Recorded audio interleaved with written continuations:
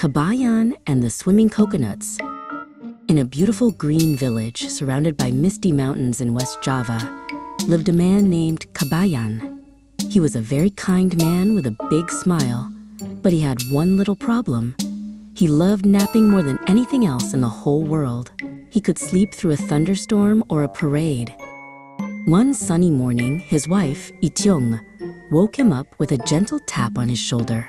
"Kabayan, dear, we need coconuts from the grove across the river to make our delicious dinner. Can you go and fetch some for me?" she asked hopefully. Kabayan yawned a giant yawn that stretched from his toes to his hair. He slowly stood up and grabbed the big woven basket.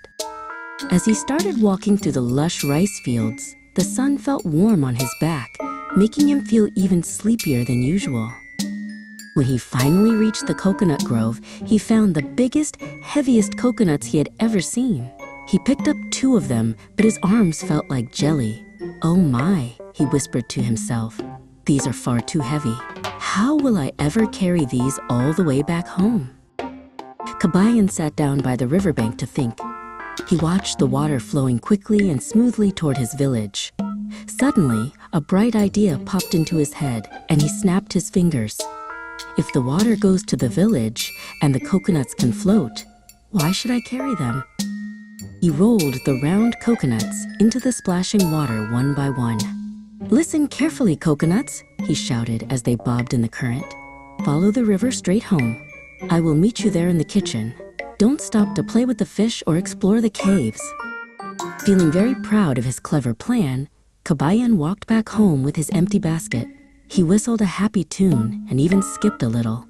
He imagined how impressed Ityong would be with his new automatic delivery system. This was much better than working hard. When he arrived at his house, Ityong was waiting by the kitchen door. "Where are the coconuts, Kabayan? I don't see them in your basket," she said, looking confused.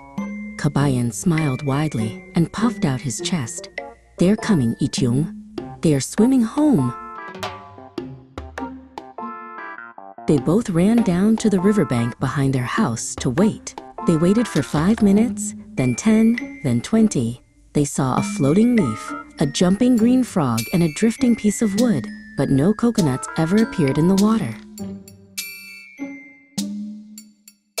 They walked upstream and eventually found the coconuts stuck in some tall reeds near a bend in the river. Kabayan sighed as he realized he had to get wet to finish the job. Ityong laughed and said, "Kabayan, things don't work by themselves just because you want to take a nap. A little hard work is always faster than a lazy shortcut."